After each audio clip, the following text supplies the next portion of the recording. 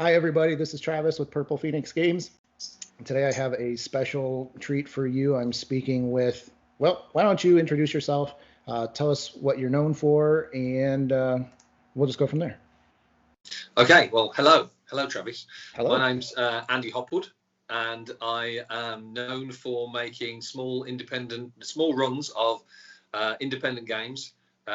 There's not been many large published games of mine. So when I tell people what I do, and I say I'm a board games designer, the next question is normally, oh, have you made anything I've heard of? And the answer to that is normally no. Right.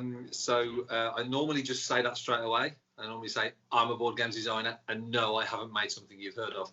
But generally, I make my usual modus operandi is I make about 100 copies of a game. And the idea is that you sell those and to cover your costs of producing the game. And then you've got a few spares to send out to publishers. And then you cross your fingers that those publishers take it up. And so far, I've had two people have done that. And I've also published something recently myself, which hopefully we'll talk about. I don't like to make too much of a fuss of it, but it's that. Okay, well, that was a perfect segue. Why don't you go ahead and just tell us a little bit about Daring Dustbunnies, because I have played it, and I will give you kind of my thoughts on it as well. But please go ahead and introduce it. So Daring Dustbunnies is this, which is one of the first games. A lot of people who know my games will know that when I say it's got a barcode, that's a big deal for me, because normally most of my games don't. In essence, Daring Dustbunnies, and people have often said to me, "What's your style of games?" and things like that. I really do try and make different games each time. I try and approach every game I make with the idea of I want to make something that's never been made before by me, and hopefully by anybody else. The thing that turns me off making a game is if I feel like it's rehashing something that already exists. Sure. And with that in mind, but I think what's creeping in is the concept that I like push your luck. I like the concept of pushing your luck, and I like the concept of being given something in your turn, and then having the skill is in making something good from what you've been given. So it's you might not get a lot, but right. For me, something like Castles of Burgundy, I love games like that where you've got your dice rolled and you go, right, okay, I can do this, my opponents can do that, and so you are constrained to a certain extent, but you still got the freedom. You can use a dice badly or use a dice well. So I like that. So in my games, we're looking at push your luck. We're looking at hand management and turn management. So in Daring Dustbunnies, you are try to sum it up in a nutshell. So you've got a Hoover, which is it's the peril which you do not want to be in, and B, it's also the end point of the game you want to be closest to. Right. So if you are too eager and you go too fast, too far ahead, you will end up in the vacuum cleaner because somebody has to. And if you, but then if you are just behind that person, then that's the sweet spot. Right. And if you're too far back, then you get nothing. So it's that in that element you want to be push your luck. It's that moment you want to be just there between doom and losing. Right. Yeah. So. But what else? So it's a game about these little creatures that live under the sofa, dust bunnies, and they're like rabbits, and they race balls of fluff across the carpet towards the vacuum cleaner, and each round they're given a different colour, which remains a secret, hopefully a secret, during that round. And so I'm moving the yellow one, but you don't know that, and I'm trying to keep that to myself. And at the same time, making decisions every single turn that give little clues to the other players as to what colour I may or may not be. And so it's trying to work out what other people are, trying to keep yourself secret, and trying to position your piece in the right place.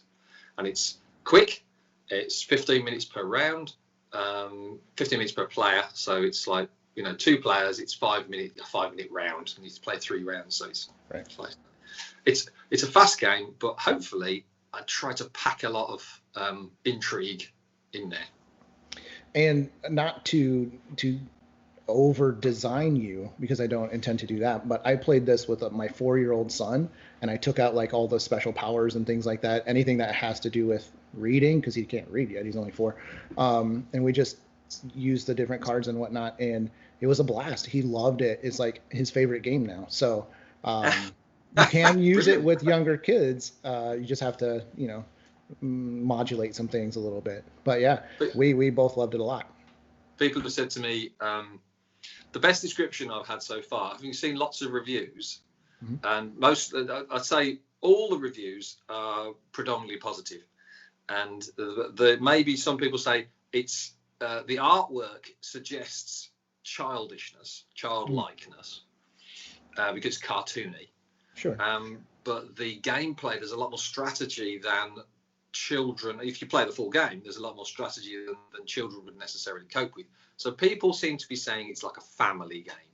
It's like a game for 2 adults and two teenagers, young teenagers.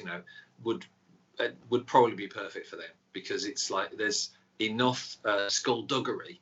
Yes. But like you say, you can take out and interestingly enough, the original game was about moths going towards a candle. Oh, okay. I can see that. You were being drawn. The reason I got rid of that is you won't believe how many people are scared of moths. It's really constantly came across people saying, "I'm not playing this. It's got moths in it." Oh wow. So yeah, no, but there you go. Not so much with fluff or demonic vacuum cleaners. They're fine. They're fine. Well, it's not even really a demonic. It's just a normal vacuum cleaner. As far as I can see why the artwork that's in the game for the vacuum cleaner looks a little scarier than what a vacuum cleaner actually is. So I can see how that parallel would be made. But yeah, I don't know. People have their things and won't play a game because of things that they're scared of, even though that thing doesn't exist in the game. It's just a representation of it is. Well, when you're making a game that you're hoping to sell, if you think a section of your clientele will be lost because they will not play a game with moths in it, you kind of think, well, and look, I mean, basically the basic game, the reason I was mentioning that was the very basic early game was just the cards compelling the moths across the thing, just as you played with your 4-year-old. Sure. So it was stripped right down. There were no cat and dog cards, there were no talisman cards, there was nothing like that. It was just a secret moth moving them towards the candle. And that's how I start most of my games, with the simplest possible principle. So okay, that's man, you're killing these segues, because that was one of my questions that I wanted to ask you. Like, what typically would come first when you're designing a game? I'm sure you get this a lot, but do you think theme and try to build a game around that, or do you build the game and then try to put a theme with it, or is it like together? So 100%. So first of all, can I just say, I'm now thinking there should be a game called Segway, where you have to move from one thing to another thing and get to a certain point in a conversation, and so there will be a social game there somehow. But okay, yeah, you can put me as co-designer, and I'll be fine with that. Or vice versa. So for me, 110% mechanics first. In fact, I often describe myself as a games mechanic rather than a games designer, because what I find is that if I make the mechanics first and then I play that game, like the Daring Dustbunnies started off as moths to a candle. Sure. If I'd stuck with that, certain rules that have made Daring Dustbunnies a better game wouldn't have made it, because they wouldn't have fitted the theme. So I start with as little theme as possible. Usually I just do it on maths, just numbers, and then get people to play that. And the theory is, if the game plays mechanically with no theme, then the prototype players will normally suggest a theme as they play. Normally a theme comes out organically and it feels right. The second thing is that if a game plays mechanically well and people keep wanting to play it with no theme, if you find the right theme, it's only going to improve it. Sure. The reverse of that is if I have a theme, if I have my game about Nazi penguins, which I'm desperate to make, and I have no mechanics to go with it. Okay, yeah, I'm sure not. Well, never say never. Okay. So if I'm not desperate to make Nazi penguins, by the way. No, it's fine. You've already said it. It's fine. If I have that in my mind and that's all I want to make, that theme, it's going to inform the mechanics, and then I'm hindering my mechanics. I'm limiting my choices of mechanics.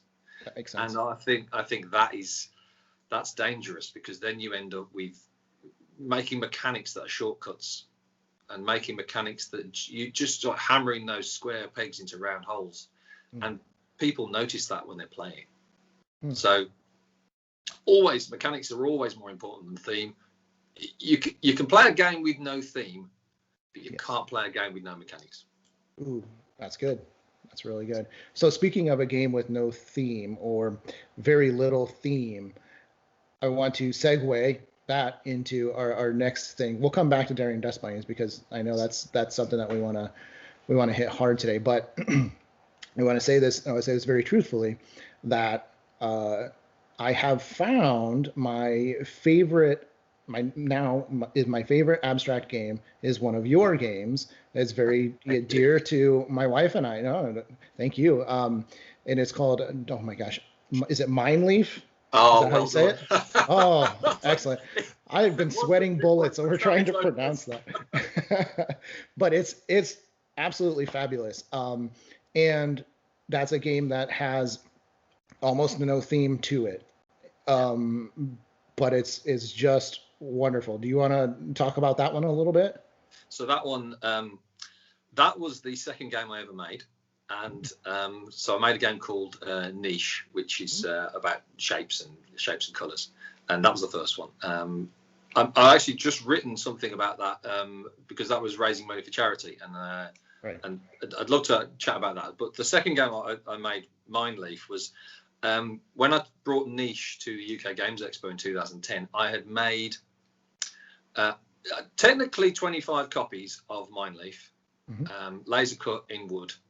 And that game got so much attention, just those 25 copies got so much attention at the UK Games Expo that won the award. Totally unexpected, genuinely just put it in to say, oh, whoopee, I'm nominated.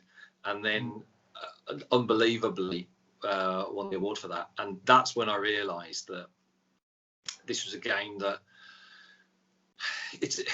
when you start playing it, your brain says it's noughts and crosses. When you get to about the third turn, you realise that it sort of sits. You're using the part of your brain you would use for chess. So I'm not suggesting that you use it as much as you do for chess, right? But I think it requires that bit of your brain, and you're trying to. So basically, you're trying to make lines of three on a 4x4 grid, and but each piece you play has a power over where your opponent can play. So, you take away the freedom to go anywhere, noughts and crosses becomes a completely different ball game, I was going to say, but it's not a ball game. No, that's confusing. Game. So, yeah. So that came from, originally that came from a pack of cards. I was sitting in Norfolk in 2009 in Christmas with some friends who were called the Mijnlieffs. And see, most of my games, I make a game about once a week, and I have to give them a name, otherwise I forget what they are. Sure. So I just go, call it that, call it whatever you can think of. And I was with them, so I said, I'll call it Mijnlieff, and they said, you wouldn't dare. And I said, well, most of my games go nowhere. So, and then it won the award. So it's kind of like they said, okay, can't really change it now. So. You could, yeah, I mean, that has been done, change out all the artwork and whatnot, but yeah, I mean, you could do that, but I think because it's so uniquely named that it also is something that kind of stays in your head once you've got it, and once you see it written, then you know exactly what it is. When you see games maybe that have more general titles or something, you're like, oh yeah, well, that one is about what exactly? Oh yeah, perfect. There is. There it is So on the screen. It's the thing is, it's Dutch, so it's the family surname is Dutch, and it means my life or sweetheart. And but in Dutch, you're supposed to spell it with one F. It's only the surname that's spelled with two F's. So I often get Dutch people coming up to me and saying, "You've spelt that wrong." Oh no. At which point I sit and say, "Well, sit down. We'll play the game, and I'll explain why it's got two F's." And then I normally tell them a game. So it's even when people take issue with the word, I normally find a way to use it. You're right. I mean, my argument is always when people say, "What a stupid name for a game." No, I didn't say that. I did not. No. Let the record show. No. But some people have said to me, "This is a terrible name for a game. You'll never sell any."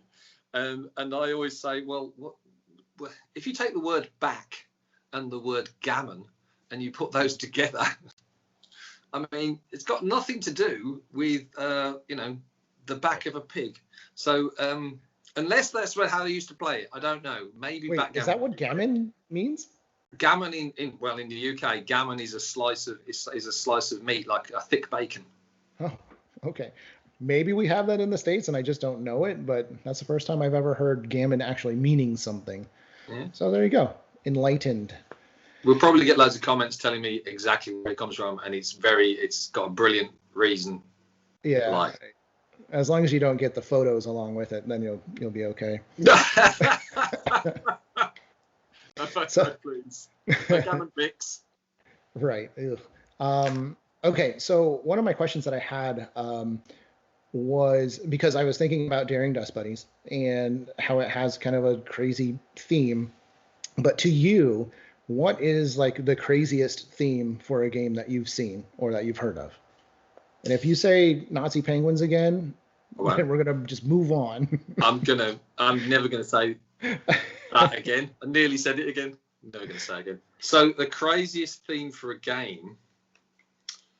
Oh gosh, you see, I do wonder actually sometimes if balls of fluff racing across a carpet is possibly up for that category. I mean, from a marketing point of view, it's you kind of want to stand out. You want to have a theme that's different to everybody else. Absolutely. But at the same time, you want a theme that people have got a point of reference for. So there's an argument to say Daring Dustbunnies is a little bit too far away from the point of reference for people to go, I've always wanted a game about vacuum cleaners. And you know what? A number of times I've been fighting with orcs and spaceships and, where's all the vacuum cleaners? Right. But so I can't really. I mean, yeah, is there? I mean, I suppose you could go for something like Snakes and Ladders. I mean, what have Snakes and Ladders got to do with each other? I mean, I don't think I would ever judge anybody. I don't think I could cast the first stone and say somebody's got a crazy theme. And I would suppose I would be drawn towards things that have got themes that I've never heard of. Agreed. I love it when games do something, especially mechanically do something different. And I would, given that I don't consider theme to be make or break for any game. And I would never judge a game on theme. I would always judge a game on mechanics. And I've played games which are dripping with theme before now, and they were so lacking in mechanics that I just thought this is such a shame that it's like I've got this fantastic. I'm not going to name names, but there are certain dungeon crawlers where you literally just roll dice. I got that many swords, you got that many shields, you win, or I win. And just think you've spent so long making this game look amazing, and models and the graphics and all that, and then you didn't think about spending more than 10 minutes on how it actually plays. So that's a shame.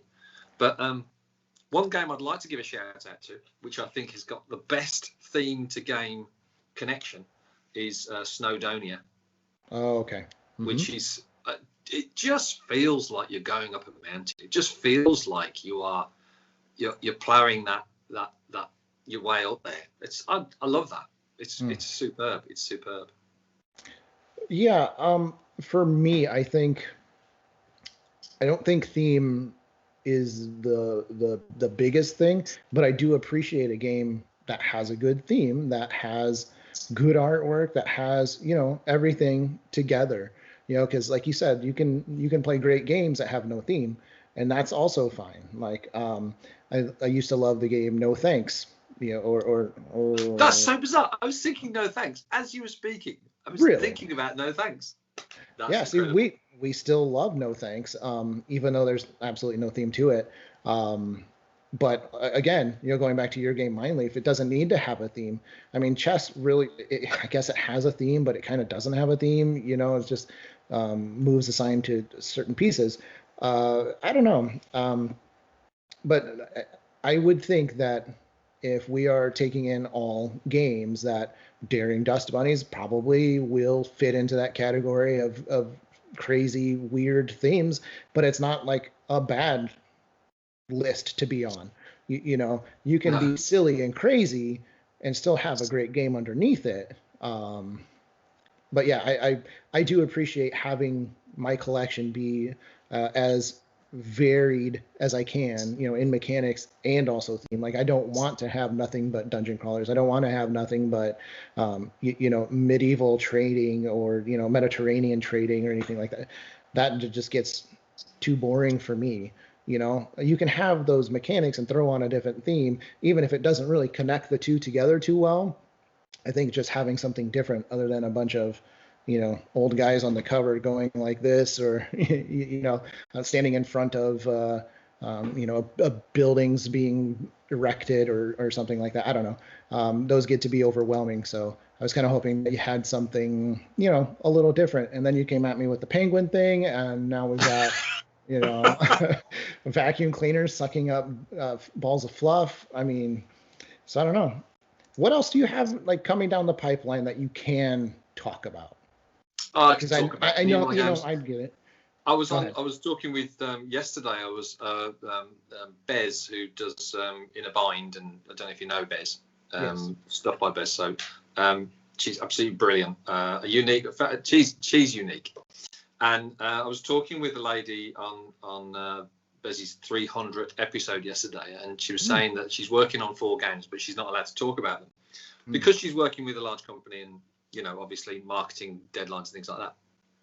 And I thought, what a cruel trick to play on any designer to tell them they're not allowed to talk about a game. Because I genuinely, I have a proper job. So I have a 9 to 5 day job. If I didn't, I reckon I could come up with a game a day, the idea of a game a day. And I make that very clear to anybody who's designing games. You may have the best idea for a game, and you may know exactly in your head what it looks like and how it plays, but you've only done 5% of the work at that point. The rest is yet to come. So coming up with ideas, original ideas for games, is something that I believe everybody can do. And I think, and it comes from conversations like that segue thing, just like that. And I was talking to Nigel Scarf from Imagination Gaming yesterday, and he was saying that he's putting together a concept of an educational games and things like that, and he wants to find designers and challenge designers to meet his criteria. And I said, I love that. I love the idea that you're going to give me a challenge to do that. Sure. Sometimes it's a curse because you can't stop thinking about it, but most of the times it's nice to have a challenge. It's nice to have somebody say, I want a game that encourages this or that activity. Sure. And it always comes down to human beings. And when I start off with a game, I always start off with, what will this make people do? What will this rule, when you put it in between human beings, what will happen? And I would argue that No Thanks, and all games like that where you think there's no theme, the theme comes out in the gameplay. There's there's a lovely spite that comes out of no thanks, and the theme is 4 people or 5 people, how many people sitting around a table, putting that pressure on each other and giving each other those constant ultimatums. Take that card, or take that card, or don't take that card. And it's just literally that. And that is, there's a social thing that comes out of that. It's not doesn't have to be tacked on. All good games shouldn't need a theme. It should always, it can come organically from the playing of the game. And I've forgotten what your question was. I told you I would just keep waffling. Hey, you know what? I'm going to go with it. My original question was, what do you have coming down the pipeline right now? What have you got coming up? And I said, I'm very happy to talk about it, and then didn't. I mean, it's fine. You'll come back around. So this week, I had a dream. I think I told you about this. I had a dream about a game where there was you had 2 knights in chess, and you were going. You had to go clockwise around a track. And I've tested it out, and it almost worked, but then it fell flat. It didn't work. It didn't end up working. But I did have then it led on to the idea of what if you had the various chess pieces on a board, and you couldn't go backwards. You could only go clockwise. So you block out the middle of a chessboard. You can only move clockwise around the chessboard with your pieces, and then you play chess. So you've got like a clockwise flow to chess, and you are constantly having to catch people up. Would you have like 4 squares going in every direction sort of thing? Well, if you block out the middle, I only drew a 6x6 grid, but if you block out the middle few squares.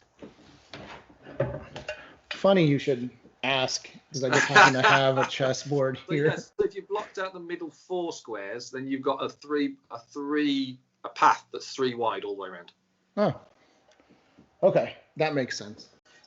I don't know if it would work. I have no idea if it would work, but that was in my head. Yeah. If anybody watches this wants to go away and make that, then go for it, I say. And that's the thing. It's like you can't hold on to these ideas. These ideas go out there, and if nobody copies ideas for games, they just get inspired by them. I mean, I've played games before now, and I've gone, oh, I tell you what's brilliant. This is, everybody can do this with their kids. So you say to kids, when I was on holiday a couple of years ago, and some kids came up and said, we want to make a game. I get this an awful lot. People look at me and they think, he made a game, and you'd like to think it's, oh, that's inspired me to make a game. But I think what they're saying is, if he can do it, then anybody can do it. So they come up to me and they say, I want to make a game, like it's dead easy. And in one way, in a certain way, it is, because I say to those kids, what do you love to play? Pick a game you love playing. And they say this or that or whatever. And I say, right, now, when you're playing that game, there's one tiny bit of that game that you love more than any other bit. And tell me what it is. And they'll say, it's when I roll the dice, or when I play a card and do this, or it's when I take that, or when I do this. And I say, right, now, hold on to that bit, throw away the rest of the game. Now we've got that bit, the bit you love. Why not do it for the whole game? So and then you get kids designing games off the back of that, which have got no comparison to the original game. Sure. But they just have that one mechanic in it, and then they get to do the thing they love. Instead of doing it half a dozen times in the game, they get to do it almost every round. And that becomes a game. It might not be a commercially viable game, but it becomes a game that for that person ticks every box. Right. And you've also got the pleasure of the fact that you've made a game. So, So do that. I encourage everybody to do that. Well, I'm going to do that as soon as I pick up my kids here in a little while and ask my son, what do you like? And then, I can see us definitely getting into that. So that's great. Yeah. Okay.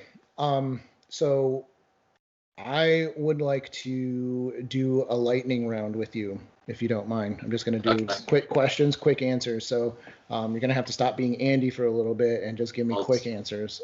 I'll do my best. I'll try and do it in one word. Try to do one-word answers. Okay, let me see if I can redo my questions then real quick. Okay, here we go. Lightning round with Andy Hopwood. First, what's your favorite player color? Purple. Hey, did you do that on purpose? No. Okay.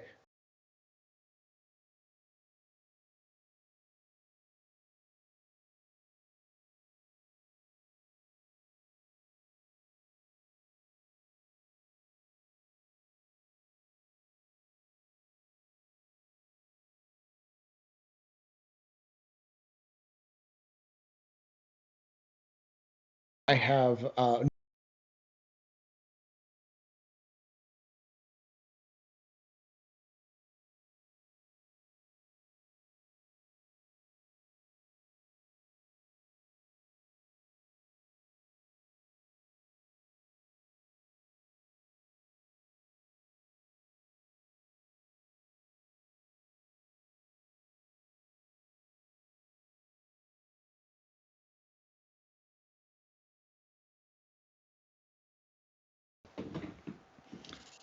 9 people's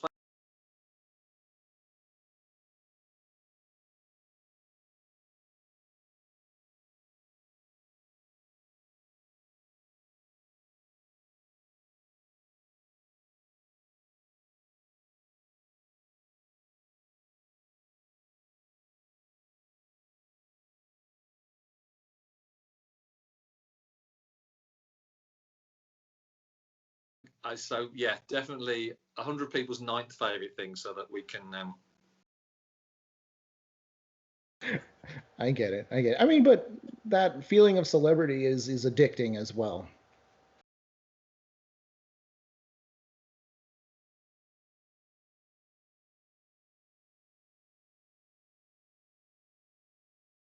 Be a bit loud and that sort of thing.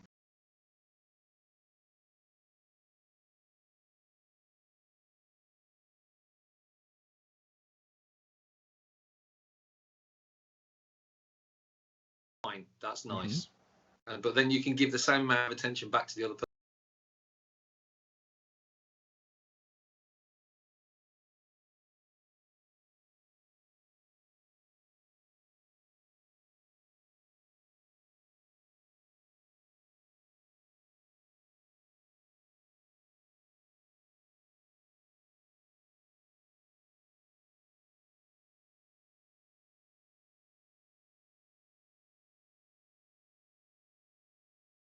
But obviously, the best answer is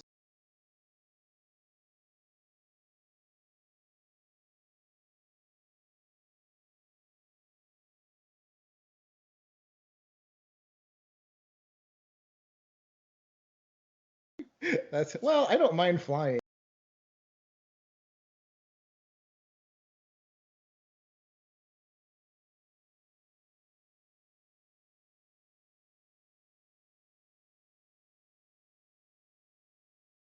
Journey, right? So there you go. So if you go from point A to point B, when you go to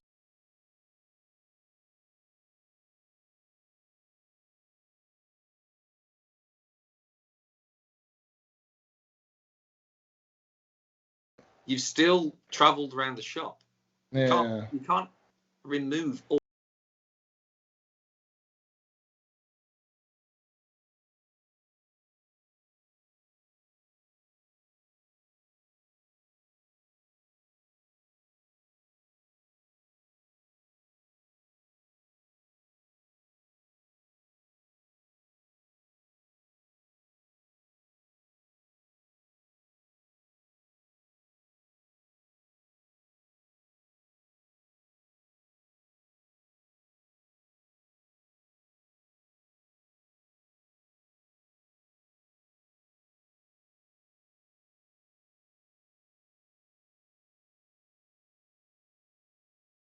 Did you ever see the movie The Brady Bunch when they brought that back several, probably 10 or more years ago? No,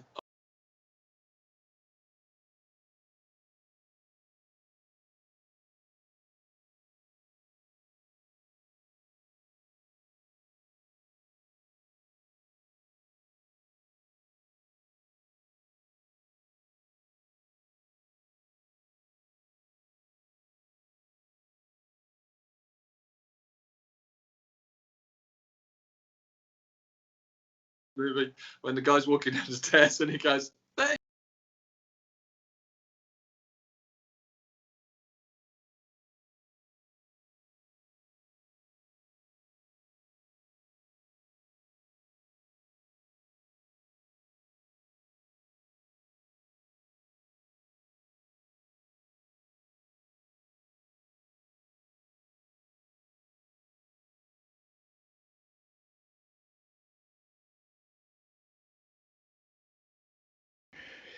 Okay. Other than my emails back and forth, what is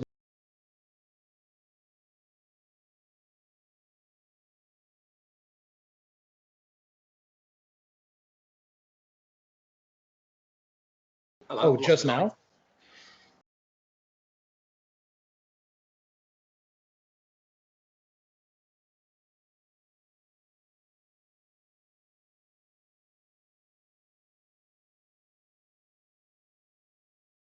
Instant, guaranteed. Yep, yep.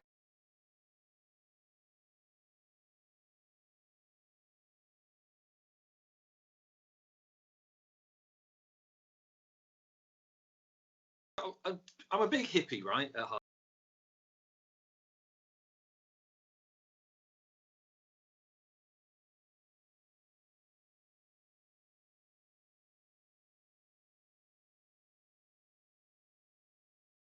And it's a bit tree huggy, and yeah, okay, fair enough, whatever, bring it on. But the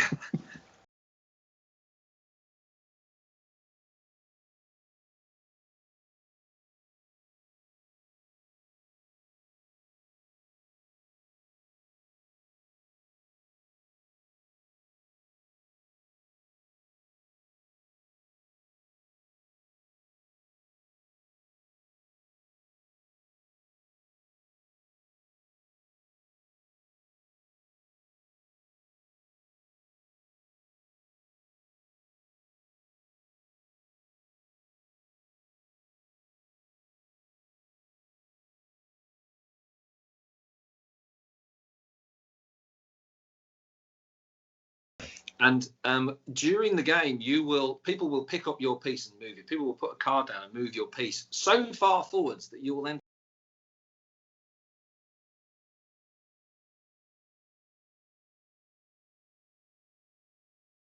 something else to try and distract from that. So my piece doesn't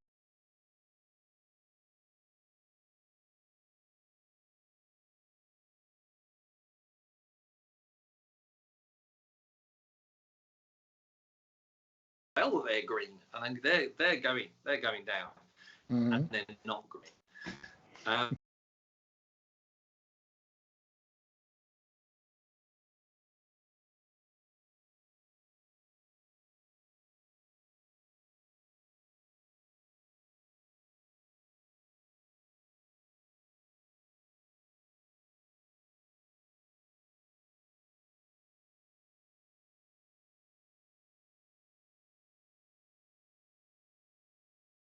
And then you will think, I'm a genius because I've just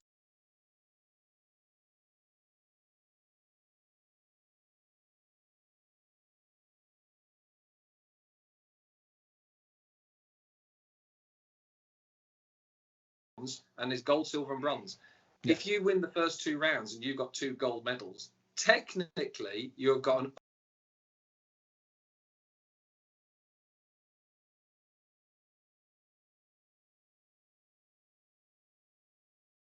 cleaner, and then you will lose all your medals. So, and I love watching this happen. Somebody's got 2 gold medals and they are completely paranoid. They're the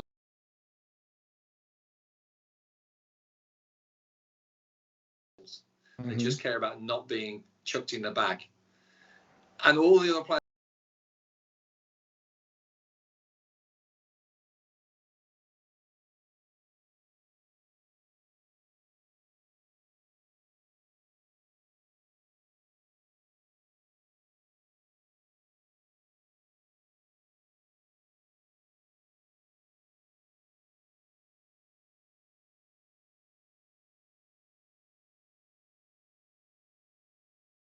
like that sort of thing, you know.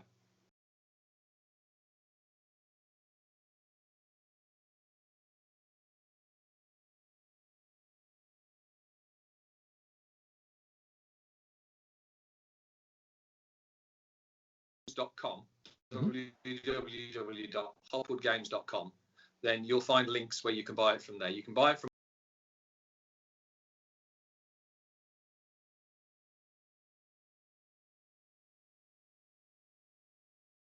they are, if you're in the UK, they offer free postage.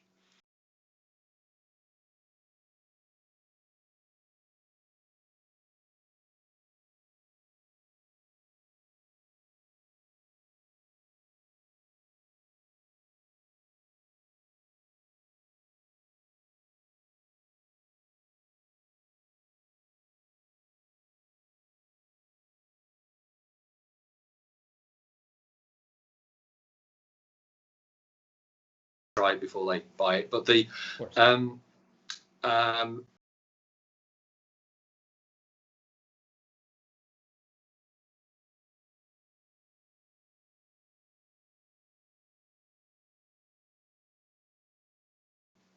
professional publishing, and I'm trying to that guy. I had so many.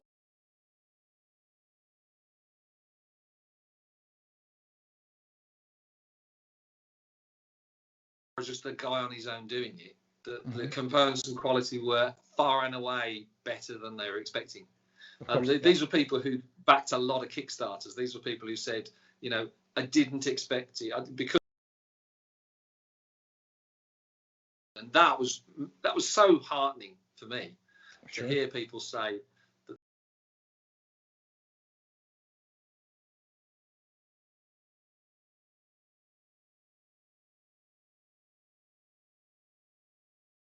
Make the game with the best quality components, and so I hope I tried to do that with Daring Dustbunnies, and the feedback I'm getting.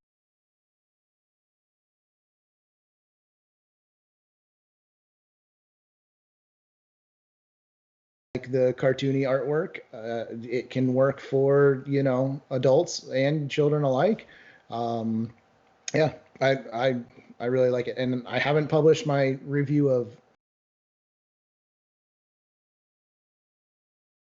I'm going to get all of them cool. Out there along with this video.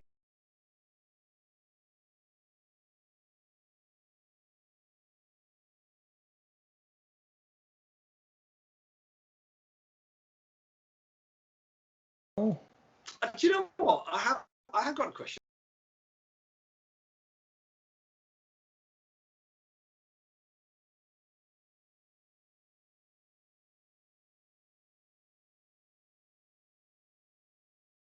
One that we have done.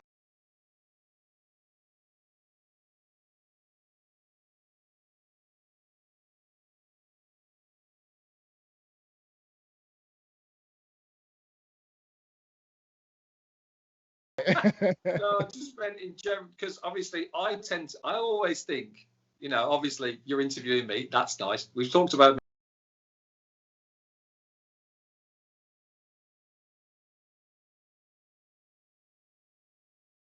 how fast is that, how steep is that learning curve? Well, to do live interviews, I mean, for me, it's really just making.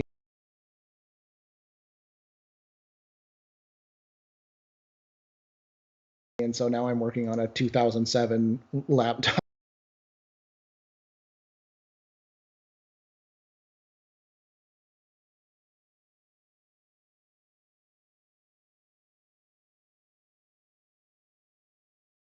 Yeah, literally just happened to me. Yeah.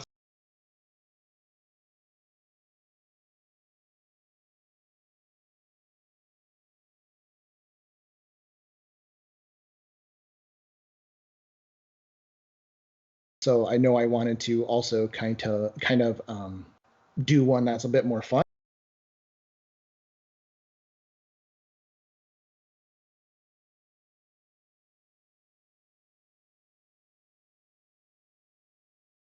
And so I was like, gotta get that guy on as soon as possible.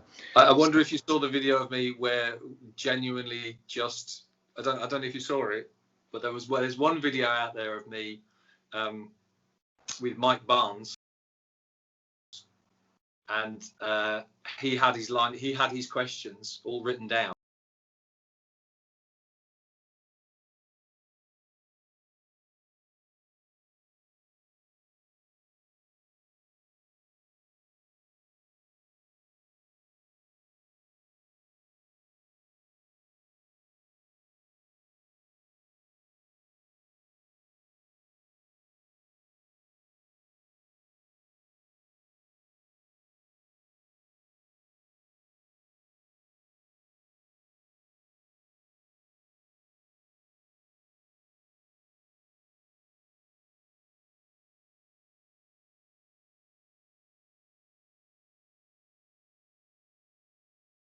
drawn something rude on the back of the piece of paper that they knew about and were keeping secret.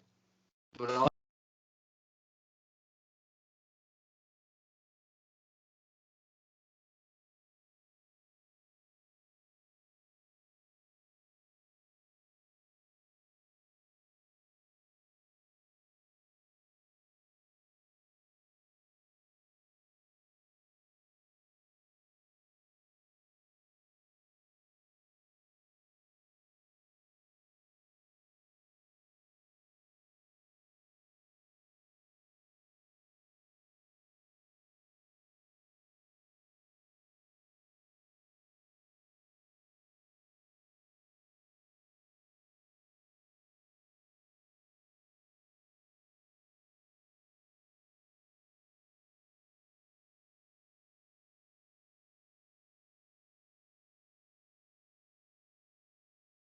I was telling you about niche.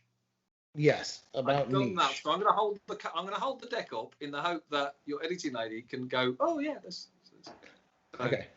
So niche is a game. It's got 3 different colours and 3 different shapes in there. So there's 9 different cards, and it's effectively, I always describe it as reverse Uno meets Sudoku. And I've made games since I was like 14, but this was one of the games that I thought I could make that game for real. And then my son was going to a charity, going to a school called Conductive Education, where they deal with kids with cerebral palsy and adults with Parkinson's, that sort of thing. And I was of a mind that the best way to support a charity, like if I was a plumber and I went in and I gave them a day's work doing some of the plumbing, or if it was an electrician and do some electrics for them, that would be far more valuable to them than me giving them some money. Because a day's labour for me wouldn't be the same as that sort of thing. And I thought, what can I do that might support the charity? So I thought, well, I've got this game, I'll do the game, and the profits from it will go to Conductive Education. And in there's a little card that says what they do, so hopefully it raises awareness as well. And the very that year when I brought Mijnlieff out at the UK Games Expo, there was I always used to do the same spiel beforehand, not spiel as in the game. God, you can't use that. Just the same chat. So I used to say to people when I played niche with them, I would say, I hope people buy the game, because then it will raise some money for the charity, it will raise awareness for the charity, and you never know, one day I might play with a millionaire and they might want to support it. So that was on the Friday evening before the show, and on the Saturday, at the start of the show on Saturday, this gentleman came down and he said, I'd like to buy a copy of Mijnlieff and a copy of Niche, and he gave me the money for those, and then he said, and you've met a millionaire, and then he wrote me a check for a significant amount of money for the charity. And it was just like, it was phenomenal. It was just like, it was my first UK Games Expo, and that happened, and it was just like that moment, just like, we've only just started the show, and it's awesome. I couldn't have hoped for better than that. Right. So since then, I've sold a lot of copies of that of Niche over the years, and raised money for the charity, which is a good feeling. It's a lovely feeling to be able to do that. And I've always said, doesn't matter how much money I give them, I'll always be in their debt, because having said I would make a game, I had to go and do it. Right. And it's really scary. It's phenomenally scary. You're putting your money. I said to my wife at the time, I'm going to spend this much money making a game.